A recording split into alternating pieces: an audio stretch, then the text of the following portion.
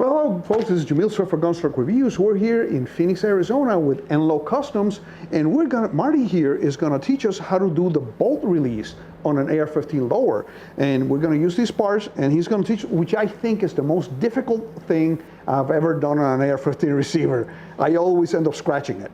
Well, we'll try not to do that. Okay, great. Well, let's stay tuned. Let's check it out.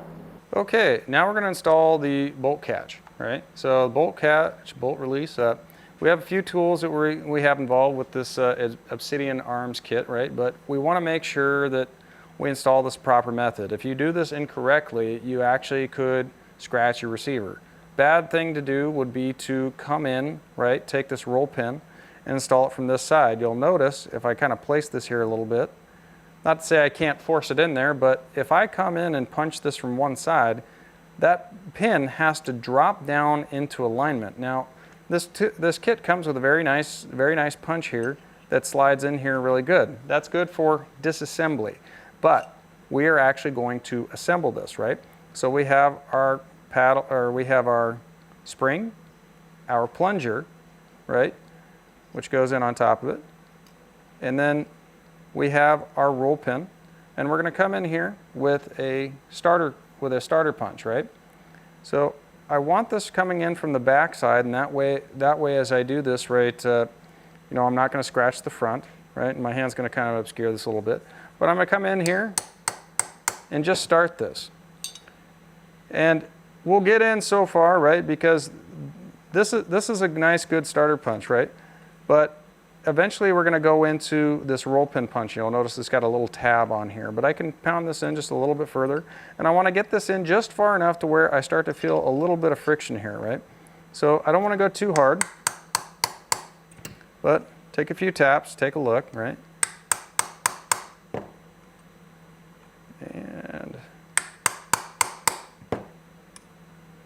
getting close, right?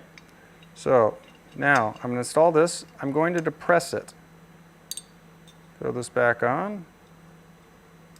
It's actually a pretty nice little starter punch here, right?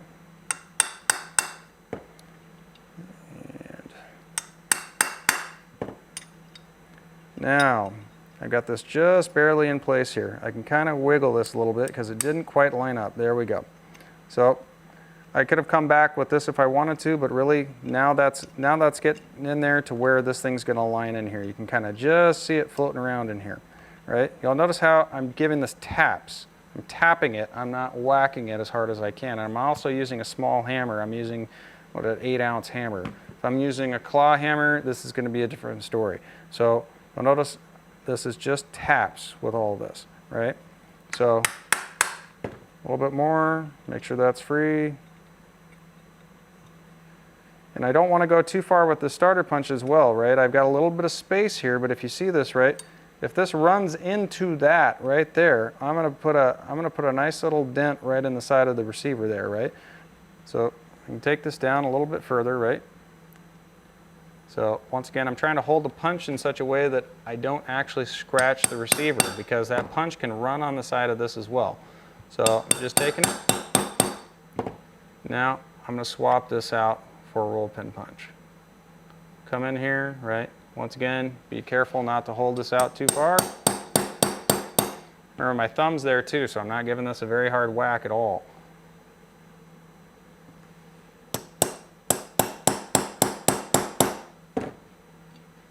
Very close. Last little bit.